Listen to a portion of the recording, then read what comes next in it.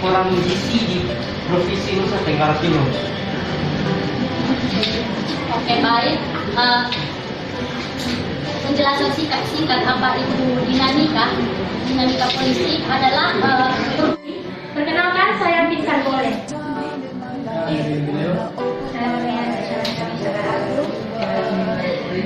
Saya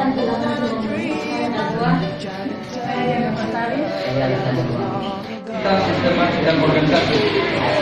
Banyak dukungan keuangan dari para kepala rumah sakit dan juga kepala BPJS di daerah setempat, di mana pada saat itu sangat merancangkan anggaran pendapatan belanja daerah terjadi pemilu serentak di daerah tersebut.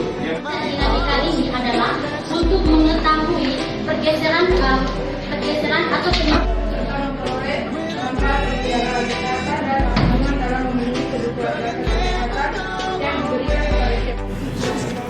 Halo semua. Perkenalkan, kami dari kelompok 4. Kami akan menjelaskan mengenai dasar kebijakan kesehatan. Perkenalkan, nama saya Vika Nataya Gabriela Lasi. Saya Filiman Fatih. Saya Yosefina Zevanya Candela Fernandes. Saya Fidansia Triponestina Hor. Saya Evina Weso. Saya dari mereka bertanggung jawab. Saya Katarina Priska Saisale. Selanjutnya kita akan masuk ke dalam materi. Nah, teman-teman semua, saya akan menjelaskan mengenai apa itu kebijakan atau pengertian dari kebijakan itu sendiri.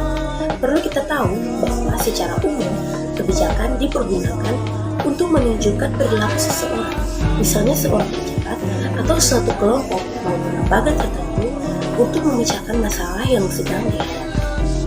Nah, kebijakan itu sendiri adalah sebagai rangkaian konsep dan asas yang menjadi garis besar dari dasar pada masalah yang menjadi rencana dalam pelaksanaan suatu pekerjaan, kepemimpinan, dan cara bertindak atau maksud dalam memecahkan suatu masalah.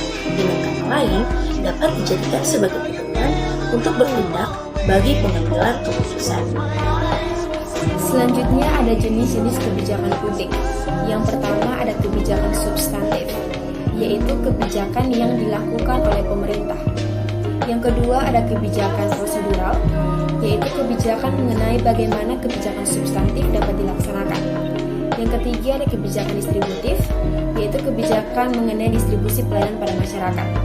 Yang keempat ada kebijakan regulator, yaitu kebijakan mengenai pembatasan perilaku individu maupun kelompok masyarakat. Dan yang kelima ada kebijakan material, yaitu kebijakan yang memberikan keuntungan sumber daya konkret kepada kelompok sosial. Selanjutnya, saya akan menjelaskan terkait bentuk-bentuk dari kebijakan publik. Nah, menurut Tangki Lisan di tahun 2003, kebijakan publik sendiri dibagi ke dalam 3 kelompok. Yang pertama ada kebijakan publik makro. Kebijakan publik makro ini kita kenal dengan kebijakan yang mendasar. Contoh nyatanya dapat kita temukan dalam Undang-Undang Dasar Negara Republik Indonesia tahun 1945. Setelah itu ada undang-undang atau peraturan pemerintah pengganti Undang-Undang Dasar. Yang ketiga ada peraturan pemerintah, diikuti dengan peraturan presiden, dan terakhir adalah peraturan-peraturan daerah. Yang kedua ada kebijakan public meso atau yang kita kenal dengan kebijakan yang sifatnya menengah atau lebih dikenal dengan penjelasan pelaksanaan. Nah, contoh dari kebijakan public meso dapat kita jumpai pada peraturan menteri, surat edaran menteri, peraturan gubernur, peraturan bupati, peraturan wali kota, keputusan bersama atau SKB antara menteri, gubernur, dan bupati serta wali kota. Dan bentuk yang terakhir adalah bentuk kebijakan public mikro. Nah, pada kebijakan public mikro ini mengatur pelaksanaan atau pengimplementasi dari kebijakan-kebijakan publik yang ada di atasnya. Nah, bentuk-bentuk dari kebijakan ini misalnya kita jumpai dalam peraturan yang dikeluarkan oleh aparat-aparat publik, tentunya yang berada di bawah menteri, gubernur, bupati, serta wali kota.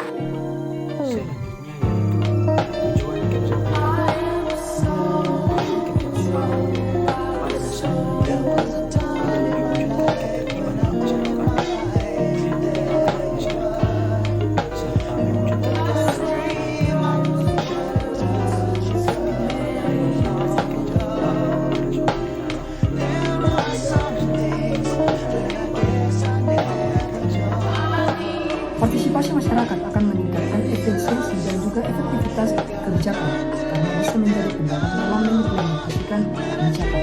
Nah, kebijakan publik yang sehat harus diarahkan agar bisa terbentuk pembangunan kesehatan yang kondusif dan berorientasi kepada masyarakat. Nah, pengoptimalan yang merata dari pelayanan kesehatan oleh negara itu tidak boleh memandang status, dan pelayanan kesehatan harus berorientasi proaktif dengan pengoptimalan Sedangkan kalau kebijakan kesehatan itu adalah segala sesuatu yang dapat mempengaruhi faktor tertentu di sektor kesehatan, yang dimana hal itu bertujuan tentunya untuk meningkatkan kualitas kesehatan dari masyarakat itu sendiri. Nah, kebijakan kesehatan ini membahas juga tentang pengalisan kebijaksanaan, tentang lingkungan, tentang public relation, dan juga penggerakan dari peran masyarakat dalam pengelolaan program-program kesehatan yang dibuat. Contoh dari kebijakan kesehatan itu adalah ketika pandemi COVID-19 kali lalu, pemerintah menerapkan kebijakan lockdown yang harus ditaati dan diikuti oleh seluruh lapisan masyarakat. Nah, kebijakan lockdown itu sendiri dia bertujuan untuk memutus atau mengurangi penyebaran kasus COVID-19. Jadi, mengapa kebijakan kesehatan itu penting? Karena kebijakan kesehatan itu bertujuan untuk merencanakan program-program kesehatan baik di tingkat pusat maupun lokal agar dapat dilakukan perubahan terhadap determinan-determinan kesehatan, yaitu seperti lingkungan sosial ekonomi, fisik, dan karakter perilaku individu itu sendiri.